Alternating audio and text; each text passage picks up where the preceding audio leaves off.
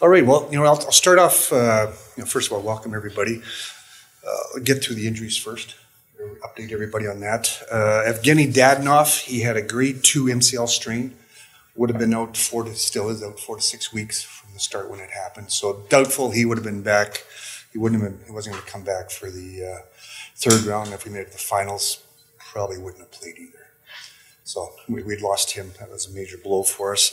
Yanni Hakanpää, he's having off-season knee surgery. He's got to clean up his knee. Had some issues with that.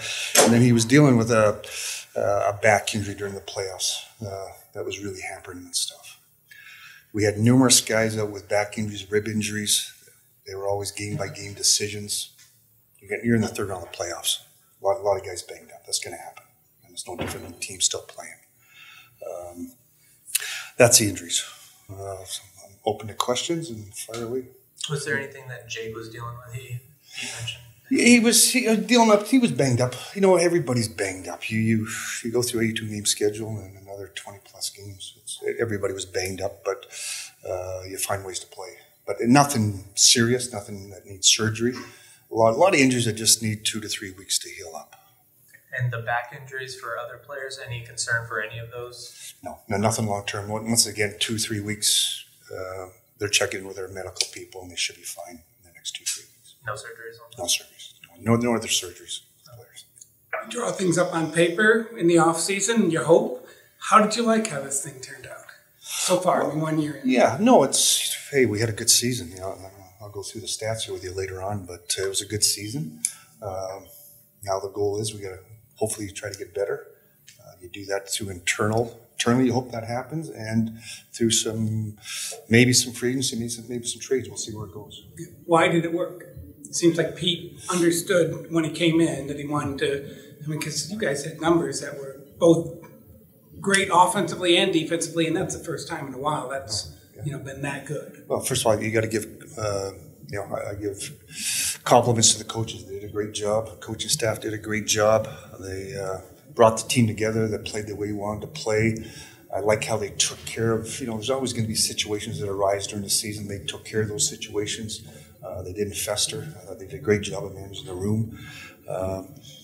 I told the players at year end, when I met with them in this room here, I told them, I said, you know what, I've been around a long time, and every night that we played, I felt like we had a chance to win. That doesn't mean you're going to win every night, but I felt we had a chance to win. We had good goaltending, we had good structure, team structure.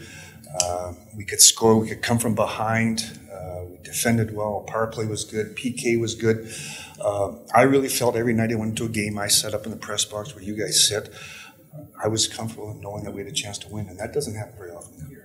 And it doesn't mean you win every night, and we didn't win all the way to the end, but you felt like you had a chance every night, and that's all you can ask for. And that's a compliment to the coaches, what they put in place, and then the other part is the players understanding how they had to play, being prepared, and playing up to their expectations. With the season Jamie Benn had, do you feel like that's sustainable, and if so, why is that? I mean, he wasn't that way for like 4 or 5 years before that. Well, what changed, and can he keep it up? Well, I compliment Jamie Benn. He changed I've talked about this before, he changed his training. He's got lighter. He understood the game's got a lot quicker, and so he changed his training habits. He took it upon himself, so a compliment to him. I think he took it upon himself. I think Wyatt Johnson was a big part of that. I think it rejuvenated him. He loved playing with a younger player. I think we managed his minutes better. With Pete's system, the forwards, they all play 12 to 16 minutes. We don't have anybody that's pushing that 20-minute mark. I think that's important. It's about 4 lines, and I think that's important, and it paid off for our players individually and as a team. Where do you think you'd like to improve to take that next step? Final Four, obviously, is pretty impressive, but just to get one step further, where do you want to improve? Well, I think we need to improve everywhere. You're always trying to get better. I think we can have a little bit more depth scoring. I think defensively we can be better. I even think we can be better goaltending-wise. I think this was a big year for Jake Ottinger. He's never really been a true number one the whole year. And he became that, and there's ups and downs to go with that. And same with the playoffs. His coming out party was against Calgary 2 years ago, and that was 1 round. All of a sudden now you hit 2 rounds, 3 rounds. It's a different learning thing, and he learned that. And he knows that, and he's going to be a better goalie for it we forget how young some of these guys are. And this is their first year experience. You know, the Robertsons, even Miro and Jake Ottinger. This is their first kick of the can, and there's a lot that you go through. It's the mental preparation, the grind of the playoffs. You're spent, and it's the travel involved, and but you have to go through it to live it, to learn it, and to get better. So, I think our depth scoring can be better. I think get better defensively, get better everywhere. Because we're two wins from being in the finals, and from there, who knows what happens. But we want to get there, and we want to sustain it. That's the biggest thing. On Jake, any concern about him playing 81 games more than anybody in the NHL? Is that something that you want to manage better in the future? Well, I think you manage it, but it's a good thing. That means you win a long ways in the playoffs. Most goalies are going to play 50, 60 games, and you add another 20, you're up to 80. That's part of that's what I just talked about. That's part of the learning process. You have to go through it to manage it. Unfortunately, we had an injury to Wedgwood, which kind of, we would probably like to take 5-8 games off of that. But you're still, as the number one goalie, you're going to play 80-plus games if you're going to go the whole way. It's been a little bit different. You look at the teams that are playing right now. They had a whole bunch of injuries, so their goalies have played less. But most of the time, you're going to get a goalie if you're going to the playoffs. You look at Vasilevsky over the years, the teams that won it, they're playing 80 games. And that's something he's going to have to manage. Jim, we've seen you sign Chris McKenzie, Alex Petrovic for the AHL. How young is this team going to be? You've got a lot of prospects pushing up. Compared to last year, what do you see for the development of this organization? Well, I think we got young players coming in. Now they're going to earn it. They're not giving their spots. That's why we've signed the McKenzie and Petrovics. We know we're going to be a kiddie core down below. It's going to be a young team, and which is good. It's a good thing to have. But we want to have the right people in place, and we hope those players are going to come up and push these players here that are up in the NHL pushing for spots. And we're going to build our team up with the most depth we can. Let's see where these young kids are at and see where their games are at. Sticking with the AHL, how do you view your third goalie situation right now? Because you mentioned the Wedgwood injury, obviously, from last year. Yeah, Matt Murray, we got him. We got Poirier coming up. Poirier's really having a good year. Actually, Poirier's still playing. He played I think it was last night or the night before. Idaho's playing Florida, so hard to believe they're still playing. And he played the other night, lost in a 1-0 game. He's got a lot of upside coming up. We got Matt Murray. Would you like to add another depth guy? You might. We just don't know what's out there. That's the problem. It's in the past we had Anton Khudobin there for a while. Unfortunately, he got injured. If he wasn't injured, he was probably coming up, so couldn't use him. So, would you like to have another guy? We're going to look at that, but like I said, it's kind of a little bit of the system the way it is, and you kind of deal with those things as they come along. Max Domi mentioned that term is something that he's going to be looking for in his next contract, given his journey so far, which has been a lot of stops. What is your level of interest in re-signing him, and where does it go from here? Well, I thought Max came and did a great job for us. Got to know him as a person, which was important. I think he was a great fit for us. We loved him. We're going to talk to his agency if we can get something done. We are dealing in a flat cap world. We'll see where that goes. I talked to him. He's going to look after himself too. And we got to run our business also. But great fit for us. I'd love to be able to bring him back if we can. And what about Dadonov? Obviously a little older and everything like that. Does that help maybe for you guys in terms of what the price could be and what's his level of interest? He's had success with Pete. Yeah. Stuff. He also wants to come back. All the guys we brought in all wanted to come back. They loved it here. They all told me that it's one of the best. We had a tight group of players. You guys have talked to the players. We had a tight group of players here that it was a tight dressing room. The players that came in loved it here. They loved the organization, how we operate. They'd all love to come back. Now we need to figure out the dollar figures if we can make that work. With those players, how much do you consider the players that you have coming up and their contract situations, but also like not wanting to stop the progress if they have earned a spot, somewhere on the line? That's what we got to balance. That's what we got to figure out. Good problem to have if you get too many good players. I'll take that any day. We'll figure out the roster as we go. Something that we forget about this year, we didn't have a lot of injuries. I was shocked that we didn't go into any games where I thought we were going to have to play with maybe 16, 17 players. There's a rule in place where you have to play less than 1 or 2 players. That you can add a player at a certain level and a certain price.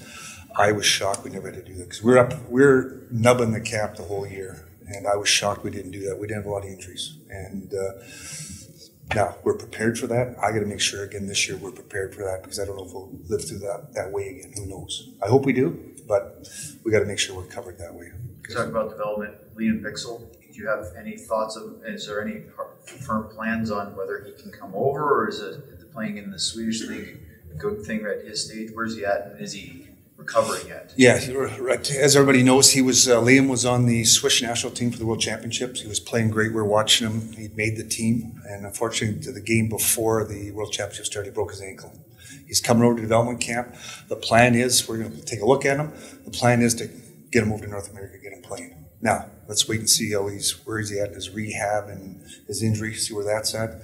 But we would like to get him familiar with North American hockey, get him over here. He's going to come to development camp, and we think he's ready for that next step. Now, just want to see where the injury's at. But if you're a young guy, we saw him in the World Juniors. He was an impactful player there. But if you're a young guy, if you're 19 years old and you're starting to play in the World Championships, he was in their top 4 or 5 defensemen. You're getting pretty close to coming to North America. So we're excited. Speaking of defensemen, with Nils Lundqvist, obviously he got past the waiver exemption, so you couldn't send him down to play. He seemed pretty enthusiastic still about the future. I know he's not a short-term project. You got him for the long haul. How do you feel about where he's going? We thought I know everybody's disappointed he didn't play. He played 60 games this year. Ended up being he's the top rookie defenseman goal scoring in the league. It's his first year in the league. He had a good year. This was a good learning step for him. And he knows what he's got to go work on. He was going to be the next man up if we got a couple of injuries. He knew that. He worked hard. He's very upbeat. And we're looking forward to his future with us. Jim, you've got depth guys coming up. You've got your core here. You've got your coaching staff in place. What does the future hold for the GM? Back at it. It's June. We just finished our amateur meetings. We got the combine going up in Buffalo right now. I got the pros coming in next week. Then we're at the draft, and then we got development camp, and then free agency. So it's a good problem to have. Where when you play close to June 1st, something good's going on. So we're excited, and we'll go from there. Do you want to be here long term? Another few years? No, I'd like to. Yeah, no, I'd like to. I got a year left, and I haven't had a chance to talk to ownership yet. It's been kind of a whirlwind, so I'll talk to them. But I'd love to be here for a few more years. Yes. With Vegas, obviously they have one of the deepest defensive core. Were you surprised at how much they kind of had the edge in that matchup between the defensive groups? No, we knew that that's probably the best defense group in the league. And that's showing. And it's not showing against us. It's showing against some pretty good teams and showing against now. We thought we had the edge in other areas. I looked at that series. Game 1 was very close, but give the edge to them. Game 2, I thought we were the better team. Game 3, that was a terrible game for us. They were the better team. Game 4 and 5, I thought we were better. I thought their game 6. They won the one game we were better in overtime. That was the difference in the series. And other than that, I thought it was there was a couple blowout games, but other than that, I thought the games were close as far as who was going to win and lose. We were right there. I give them you know what? First of all, I acknowledge they got a good team. They've done a good job. And I thought some of the areas we might have an advantage. I thought goaltending we might get him. Let's give Mr. Hill a little credit. He played outstanding, and he still continues to. So good team. Went 6 games, probably could have gone 7, a little bit break here or there, But there's things to learn in this too. I talked to the team. When you talk, we went through a tough first and second round, and that catches up to you. Vegas took care of business early with Winnipeg and didn't go too long with Edmonton. You start getting into the third round, end of the third round, and then get to the finals. It's a war of attrition, and I think that came into play a little bit. I really think the Seattle series, they took us to the limit. And I think that caught up to us a little bit at the end. It's going to happen. As a GM, it was a few years ago you bought out Val Nichushkin. What goes into the mindset of when it's time for a buyout, and and obviously that helped with bringing Joe in, but how do you measure that thought process? Well, you look at your team, you see what the market is, what's out there. We've already seen. You guys have been watching yesterday. There were some signings yesterday. You start to get a feel for the market. You get a feel for what's out there. That's what you got to balance. Are there buyouts on the table for you this offseason? Right now, no, nothing. No plans right now. No. How do you assess your group of defensemen right now? I look at our Pretty much defense. signed up. Yeah, no, I think we got a pretty good group. You know, and it's funny. I know people are. You know, I read everything out there and Yeah, stuff. And I love do it. too. And it's funny. We're third in the league in goals against, seventh in the league goals for, third in penalty killing in the league, fifth in power play, first in playoff percentage, sixth in shorthanded goals for, fifth in shorthanded goals against, eighth in the league in points. So something went right. Something was good. Now, I think we're going to be even better. I think Thomas Harley wasn't here to start the year. He's now joined the group. Nill Lundqvist, I think, is going to be a better player. Let's go from there. Now, does that mean I'm just going to sit back and not do it? No, we're looking to get better all the time. If there's something out there that makes sense for us, we'll make, is it a signing? Is it a trade? We got to figure that out.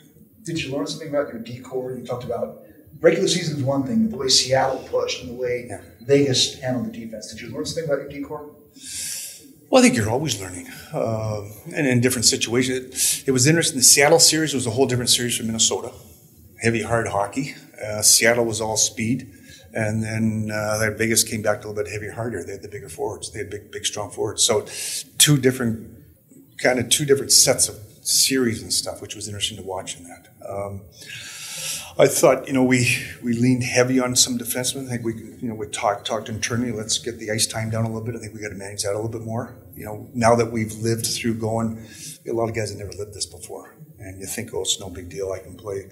I'll go and go and go. Well, you find out it does catch up to you, and I think that caught up to us a little bit. I think we can manage ice time a little better. We've discussed that internally, but you get in the problem is you get in the third round of the playoffs, the pressure to win there every night. When you got a guy like Miro Heiskanen, hard not to put him on the ice all the time.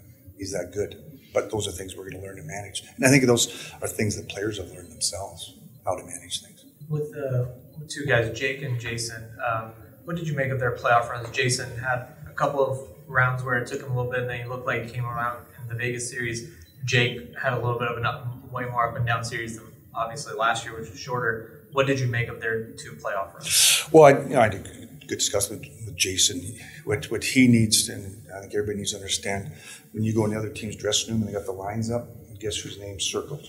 He's a target now. And this is only his second real year in the league. And that's a different scenario.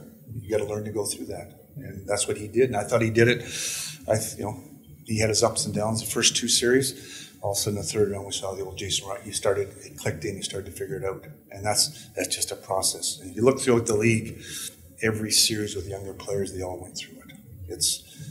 The intensity goes up. You're now getting, every night you're getting the best matchups. You're getting the best defensemen against you every night, the best forwards against you. They're going to check you.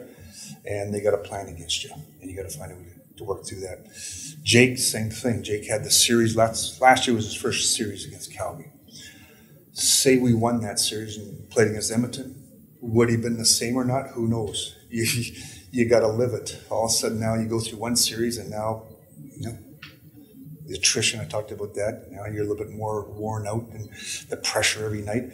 You got to go through this stuff. So it's easy to say, they had ups and downs and stuff. Well, they did, but they had pretty good, like I said, anytime you get to the third round, you have 2 games to get in the final, something's going right. And speaking of ups and downs, how would you assess Mason Marchman's season? A lot of ups and downs. I thought he was great. First 3 months was really good, and then kind of hit a wall at certain times, and then started to struggle in that. And that happened in the playoffs too. Some good moments and bad moments. This is new to him too. And the other thing was I had a good talk to him. First year with a new team, it's a lot different. I think you guys saw that with Joe Pavelski. That first year, Joe. You guys were sitting there saying, is this it? Is this the end of him? I believe. And that's probably 3-4 years ago now. Everybody was saying, "Boo, is he at the end?" And when you talk to these players that come in from different organizations, it takes a while. Your new coaching staff, new city, if you're married and got kids in school, just little things that come into play. And that's what I think Mason went through. He knows what he's going to work on. He's going to get better. He went through a lot of things personally. It was a tough year. We all know his story, and it was a tough year for him that way. Can he be one of the solutions to the increased depth scoring that you mentioned you want to see? Yeah, no, I think that's why he was brought in. We wanted to add some size, some grit, and scoring, and that's why we brought him in. So he's a big part of that. With Wyatt Johnston, you guys you guys let him play his natural position, played him with Jamie, housed him with Joe.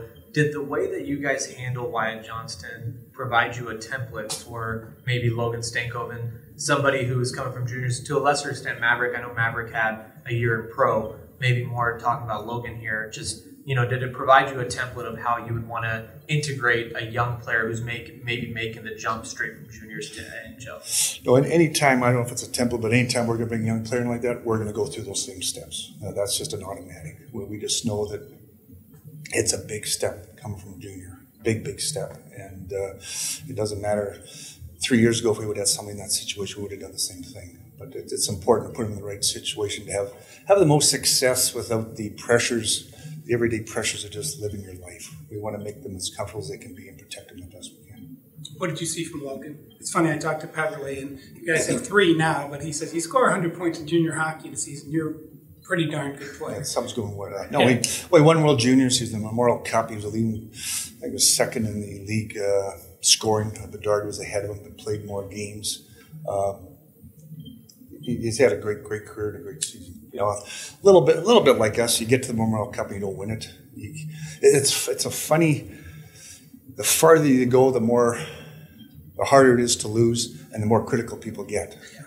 And they forget about, there's teams sitting out there that didn't make the playoffs, and it's a funny how it is. I always tell people, I still remember going back to my other organization. We had a good team, and the one year we lost in the first round. Everybody wanted to blow it up. The next year we lost in the second round, and then the real pressure was to blow it up. And we stuck with it, and we won 2 cups afterwards. And so I guess my message is, you got to be careful. It's easier to go backwards than it is to go forwards. So just be careful what you do, and that's the same thing with these young guys. We want to manage them the right way. Let's see where they're at.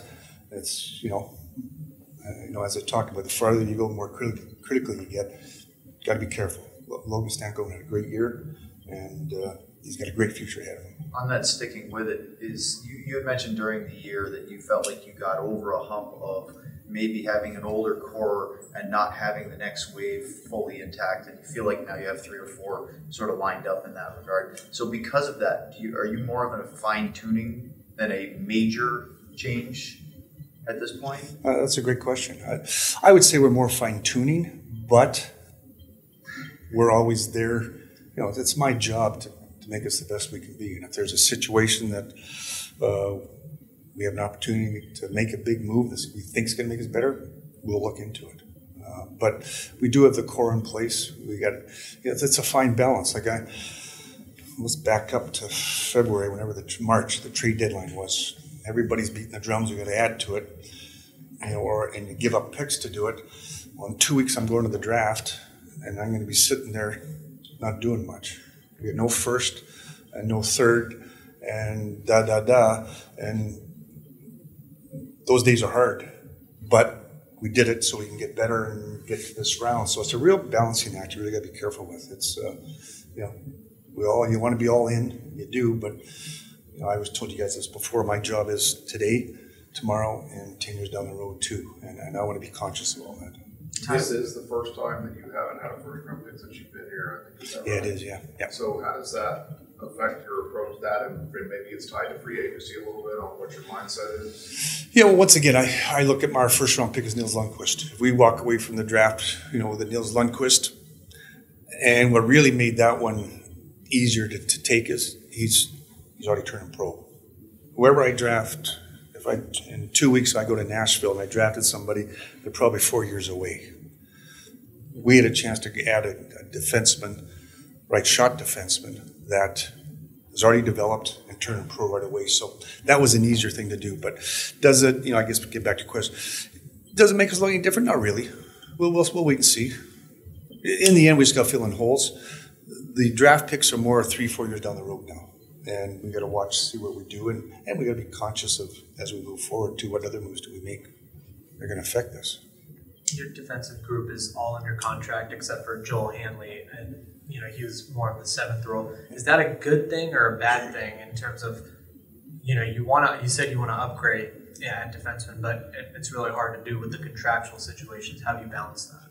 Well, I think it's a good thing. Like as I said, I think we're third in the league goals against, so something's right. So that's a good thing. And my job is to know the market and stuff. I get a rough idea who the free agents are, and I don't see right now, other than a trade, I don't see anybody out there in free agency that's going to take you from here to there. I don't see it. Plus, we are unfortunately got this cap world thing that drives everybody crazy. We had to deal with that too. It is there. It's part of life.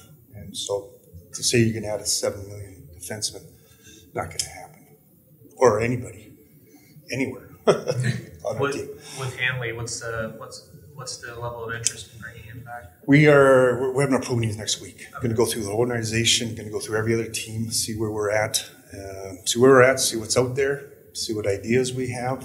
How can we continue to make the team better? And then that'll give me about 2 weeks to circle around back to agents and see what our next step is. What did Tyler show you this year? I mean, it's his first year really back, and then in the 2 stints that he had playing with the top line back in January, and then in the first round, it looked like he played very well. Just what did you see from him? Well, I think I met with Tyler. This is his first summer. We hasn't been dealing with something for the last 2-3 years. So I said, this is your chance now to take that next step. I thought he took a step this year. It was interesting when he got hurt there for about 2 weeks. He was injured, and it's interesting when you lose somebody, how, going to the coaches room after games and said, boy, we couldn't miss Tyler tonight. Like, you look at everybody's faults sometimes and wish they'd do more. Also, when you lose that's something you realize that, they do quite a bit. And I think that's where Tyler's at. What I like with our group of guys, the Sagans, the Bens and stuff, you guys have heard me say this before, it's now, they're getting to the point in their careers now where it's about the wins and less about, like every young player, they want points. They want, they got contracts coming up. They're to that point in their career now where it's about the wins and winning. And when you get enough players, that's where Joe Pavelski's at. That's where Ryan Suter's at. That's where Sagan and Ben are at. When you get enough of those players, Dadonov, Domi, enough of those players that are in that situation where all that matters is winning, you're in a good place. I think that's where we're at with a bunch of these guys. I think that's real important. We haven't asked you yet, how do you feel about being a finalist for GM of the Year? And I know you always say it's a team award, and it seems like 10 years in the making as well. Is that, do you take some pride in that? No, I take a lot of pride. I take pride in our organization. Yeah. I'm the one that's been nominated for it, but it's a reflection on the organization. It's the people I got around me that I've surrounded myself with they're doing the heavy lifting.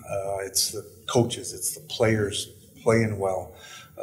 It's my scouting staff doing a good job. It's my hockey operations department doing a good job. It's an organizational thing. So I'm the one that got nominated for it, but it's really an organizational thing. So I'm happy for the organization.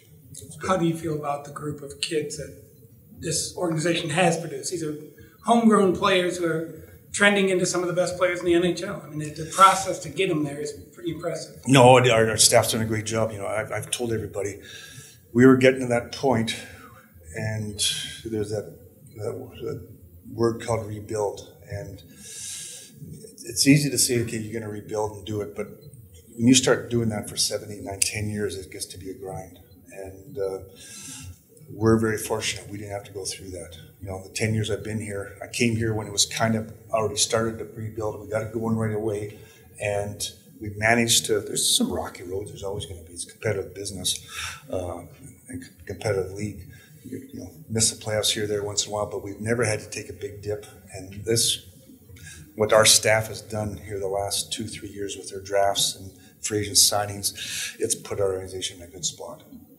Going into the draft, just what is your mindset? Last year, it seemed like you guys really had a position in mind, addressed that position really throughout the entire draft. What's the mindset kind of going into this one? Well, we know first we're picking 61 in the second. If there's somebody there, can we move up, or we'll wait and see if we can or not. But if we're just going to really take the best, when you get down to the second round, you're trying to get the best player you can, and that's what we'll do.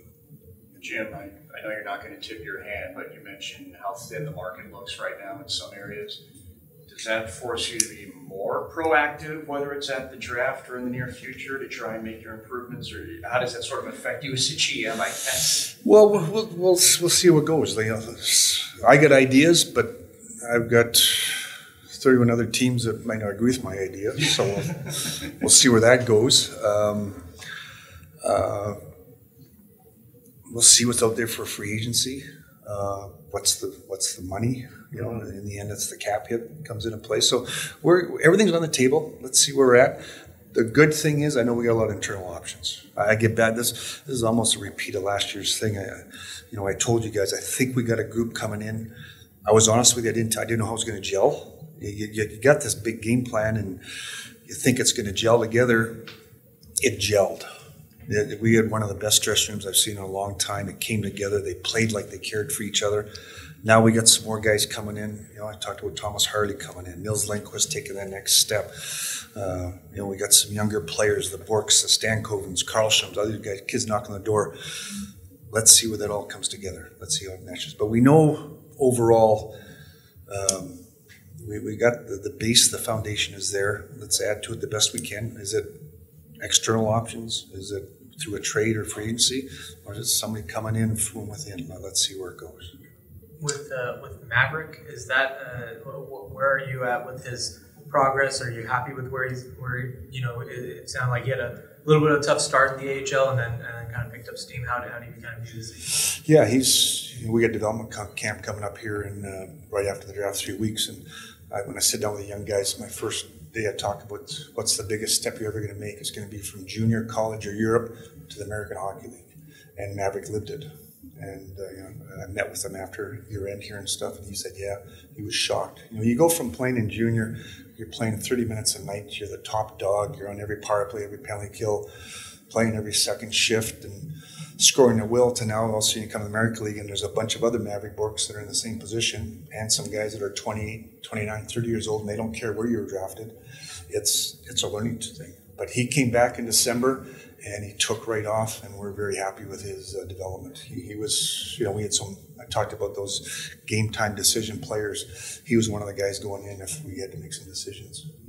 He was a possible player, so that just shows where he took his game to.